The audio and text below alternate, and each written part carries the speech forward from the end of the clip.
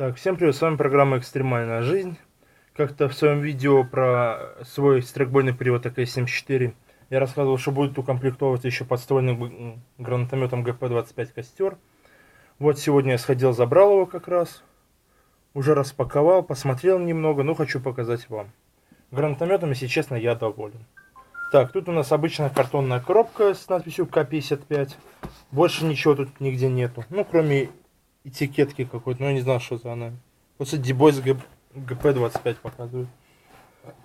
Так, открываем.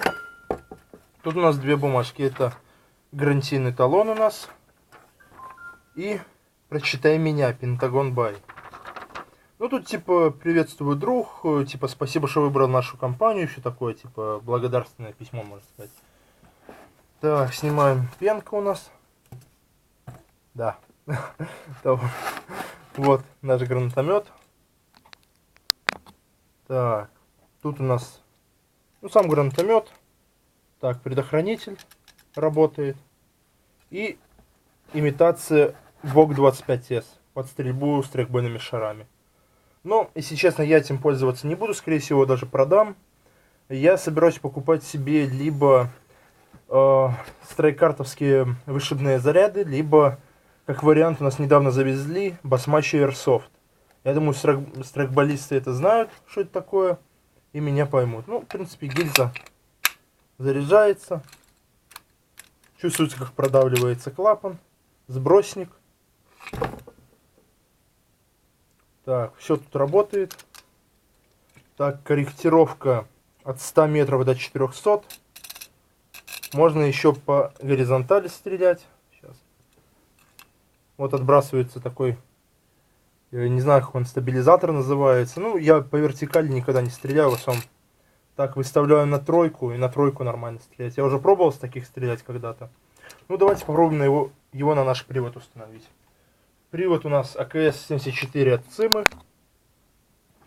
Так.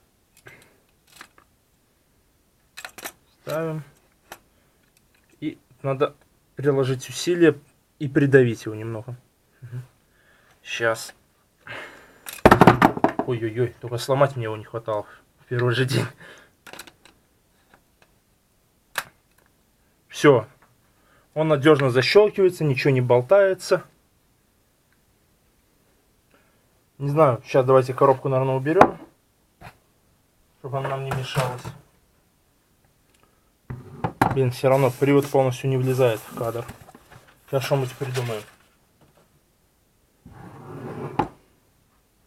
Так, еще давайте пощелкнем магазин для красоты. Я хочу еще сюда докупить 45 местные магазины, как на РПК-74 стоят, и сделать скрутку с двух магазинов. Ну, в принципе, вот так вот привод выглядит. Конечно, да, вот и гранатомет, точнее, привод с гранатометом гораздо увесистее стал. Ну, такой, не знаю, где-то на полкилограмма, даже, может, чуть больше увеличился вес. И немного тянет привод вперед. Ну, в принципе, если честно, мне очень нравится. Только вот я не знаю, оставлять ремень или убрать его. Вот сейчас думаю насчет этого. В принципе, вроде как все. Ссылка на данный гранатомет будет в описании. Кому понравилось видео, подписывайтесь на канал, ставьте лайки. Всем пока.